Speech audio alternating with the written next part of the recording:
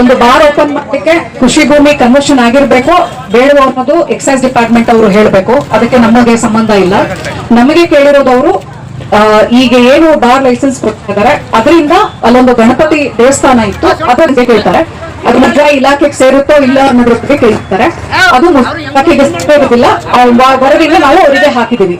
ಉಳಿದಂತ actually ಈ ಇಷ್ಟು ದಿನ ಅಂದ್ರೆ 4-5 ತಿಂಗಳಿಂದ ಏನು ಈ ಒಂದು ಹೋರಾಟ ಇದೆ ಅದ್ರ ಬಗ್ಗೆ ಈಗಾಗಲೇ ಅಬಕಾರಿ ಇಲಾಖೆಗೆ ನಾವು ಗಮನಕ್ಕೆ ಕೂಡ ತಂದಿದ್ದೀವಿ.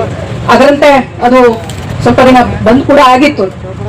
ಮುಂದೆ ಆಕ್ಚುಲಿ ಕಾನೂನು ಹೋರಾಟವರು ಒಂದು ಸ್ಟೇ ತೆಗೆದುಕೊಂಡು ಬಂದು ಆಕ್ಚುಲಿ ಮತ್ತೆ ಅದನ್ನು ಓಪನ್ ಮಾಡ್ತಿರ್ತಾರೆ.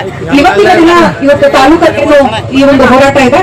ಅದನ್ನ ಮಾನ್ಯ ಜಿಲ್ಲಾಧಿಕಾರಿಗಳ ಗಮನಕ್ಕೆ ತರ್ತೀವಿ. ಆಕ್ಚುಲಿ ಶಾಶ್ವತವಾಗಿ ಅದನ್ನ ಏನು ಮಾಡುವಂತ ನಿಟ್ಟಿನಲ್ಲಿ ಆಡಳಿತದಿಂದ ಆಕ್ಚುಲಿ ಹಾಕ್ತೇವೆ. ತುಂಬಾ ಥ್ಯಾಂಕ್ಸ್. ನಮ್ಮ ತಹಸೀಲ್ದಾರ್ ಸಿಸ್ಟರ್ ಚೆನ್ನಾಗಿ ಹೇಳಿದ್ರು. ಬಟ್ ಒಂದು ದಾರಿ ತಪ್ಪೋದು ಚೆನ್ನಾಗಿ ಹೇಳಿದ್ರು.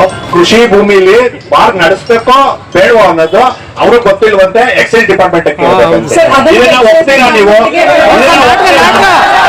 ಕೃಷಿ ಭೂಮಿಗೆ ಲ್ಯಾಂಡ್ ರೆವೆನ್ಯೂ ಆಕ್ಟ್ ಒಳಗಡೆ revenue department boss revenue department ಅವರು ಕೃಷಿ ಭೂಮಿ ಒಳಗಡೆ ಕೃಷಿಯೇತರ ಚಟುವಟಿಕೆ ನಡೆಸ್ತವ್ರೆ ಅಂತ ಅಂದ್ರೆ ಇಮಿಡಿಯೇಟ್ ಹೋಗಿ ಸೀಸ್ ಮಾಡಬಹುದು. 144 ಸೆಕ್ಷನ್ ಜಾರಿ ಮಾಡಬಹುದು. ಅಲ್ಲಿ ಟಿಲ್ ಫರ್ದರ್ ಆರ್ಡರ್ ಕ್ಲೋಸರ್ ಮಾಡೋ ಪವರ್ ತಹಸೀಲ್ದಾರ್ ಐತೆ. ಡಿಸಿಗೆ ಲೈಸೆನ್ಸ್ ಕ್ಲೋಸ್ ಮಾಡೋ ಪವರ್ ಇರೋದು ಸಿಸ್ಟರ್ ತಹಸೀಲ್ದಾರ್ ಅವರೇ. ಬಟ್ ಮೇಡಮ್ ಏನ್ ಹೇಳಿದ್ರು ಅದು ರೆವೆನ್ಯೂ ಪ್ರಾಪರ್ಟಿಗಳಿಗೆ ಸಂಬಂಧಪಟ್ಟಿದ್ದು. ಈಗ ಗ್ರಾಮದಲ್ಲಿ ಮನೆಗಳು ಮಾಡ್ಕೊಂಡ್ಬಿಟ್ಟಿರ್ತೀರಾ ನೀವು? ಇರ್ಲಿ ಮೇಡಮ್, ಇರ್ಲಿ. ರೈಟ್ಲಿ ಆರ್ ರಾಂಗ್ಲಿ ನಾವು ಆರ್ಗ್ಯುಮೆಂಟ್ ಮಾಡೋದು ಅವ್ರಿಗೆ ಬೇಜಾರ್ ಮಾಡೋದೆಲ್ಲ ಬೇಡ. ನನಗೆ ಗೊತ್ತಿರೋ ಕಾನೂನಲ್ಲಿ ಕೃಷಿ ಭೂಮಿಯಲ್ಲಿ ಕೃಷಿಯೇತರ ಚಟುವಟಿಕೆ ನಡೆಸಬೇಕು ಅಂತ ಅಂದ್ರೆ ಅದಕ್ಕೆ ಪ್ರಾಪರ್ ಆಗಿ ನಕ್ಷೆ ಇರಬೇಕು, ಲೈಸೆನ್ಸ್ ಇರಬೇಕು, ಅಲಿನೇಷನ್ ಆಗಿರ್ಬೇಕು.